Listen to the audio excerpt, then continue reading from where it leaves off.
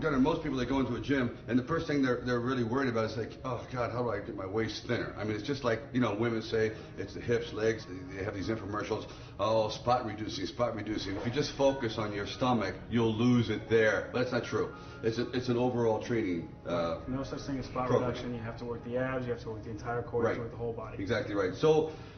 This is not going to all of a sudden make everyone's abs go down 10 inches, but it's very, very important to understand how to work the abs. We'll go through what we consider like 5 or 6 of the best ab exercises, the things that you've done for me, and it's been great. Hi, this is something that's been around since the dawn of time. The wheel is incredibly effective. I remember using this like in high school, and as I do it, Gunnar will describe the torture I'm going through. No, actually.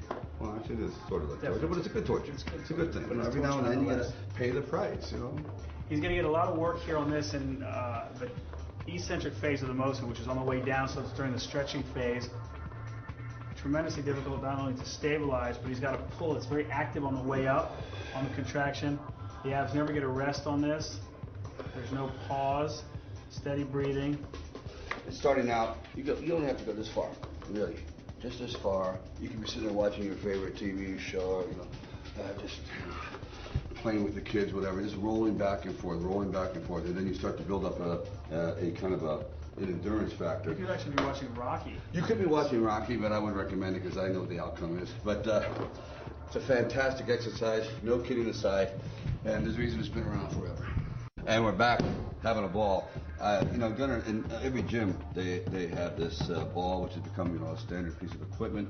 And actually, you have a company that deals with this situation. It's called what? Did a whole workout program called Core Secrets. A lot of people that have bad backs that goes through this, and it's really more of a balancing situation. As I do it, Gunnar will kind of talk you through what the muscles are going through. But this is a great exercise. I used it when I hurt my back, and now it's become part of my everyday workout.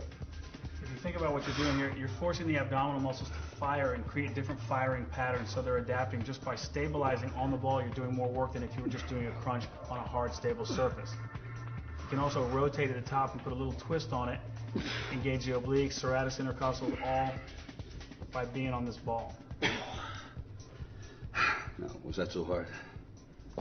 All right, here's something I've used for a long time, and I think it's really, really good. A lot of people do this where they just kick their legs up. I basically lock off and try to roll my stomach up. Right. You want to make sure you lift from the lower part of the ab wall, the insertion, not the origin, and you're working the abs and not the hip flexors. Nothing wrong with working the hip flexors, it's just not what you're targeting. So if you can pull in and roll back as opposed to straight leg lifting, you're going to get a lot more out of this exercise. And that's about it. Here's an exercise that I've loved over the years. You know, loved and hated, but it really has done wonders for me. I use this specifically when I want to change my abs in Rocky. And I went from Rocky 2, which is really smooth, to Rocky 2, where I was very, very cut. The main exercise that I used was this one. And as I do it, Gunnar will describe it. And it's not as hard as it looks. So it's a crunch on a Roman chair, decline bench, but you're adding the rotational component at the top of it. Anytime you add that transverse plane, that rotation, it becomes functional move, because that's how you move in real life. And you've got to train it in the gym to make it effective in real life. 1, 2, 3, 4, 5. Come back. Definitely listen to your body and make sure you keep breathing throughout. A lot of people tend to hold their breath. Believe me, it's no disgrace to do 3 or 4 of these and get tired. But the benefits are incredible. And if you don't have a twist stick, you can use a broomstick. Any number of things can take the place. That's right. If you use a fishing rod, broomstick, whatever, corn stalk, you name it, as long as you keep twisting on that bench. Kneeling cable abs, you're going to take the weight. A lot of people don't train abs with resistance, which they ought to. It's a muscle group. It has to be hit with weights as well. He'll bend down, rolling forward, pulling the abs in as he rocks the body down. Abs have to suck in to get the contraction. You want to hollow it out. Think about a Halloween cat rounding the upper back that way. And then crunch. You can also add to the side so you get obliques in it, not to mention that transverse plane, that rotational plane is very functional. That's how your body works in real life. That's how it should work in the gym. And I feel that burn. And how many sets do you think they should do? Start at 2, work your way up to 4 and 5 sets, adding resistance progressively. Exactly right. And this I would recommend 2 to 3 times a week. Here we go. Now this will be the first one, guy. Right. Basic crunch, working sagittal plane, typical movement. Everybody uses this to target the six-pack, men, women alike. Everything starts from here. It's the mother. And then adding this, you add a little hinge crunch, so you're working from the insertion and the origin, lower, upper, depending on how you word it. And I feel that totally. Yeah. There's no question about it. not letting down at the bottom. And then the ultimate, which they've shown in studies to fire more than 200% more muscle fiber, is the bicycle coming up, crossing. Now you've introduced another plane of motion. It's obviously more bang for your buck. You can't go wrong with that. But it's something you got to work up to.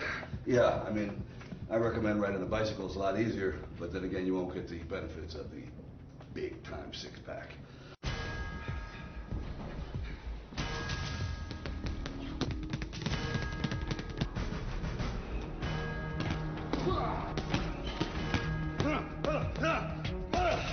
Pleasure and pain, they're not opposites.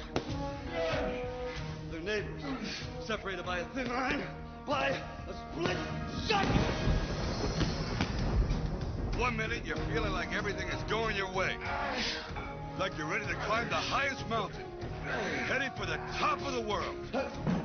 But in the game of life, you never know. You train for years to get a piece of personal glory, for a chance to stand toe-to-toe with your fears and say, here I am. Take your best shot. Then the contest begins and bang! You're down for the count. It's not your day. You tried your best, but was it really your best? So do you go home with a broken heart, or do you get up? Smarter, wiser, and better prepared than ever before. It's a new day. A new season. A new you. You hope it won't be the same old story. Or will pleasure turn into pain again? Are you ready to take life's best punch and stay on your feet? I can't answer that. Only you can. Are you hoping for the best? Are you prepared for the challenge? Are you a contender?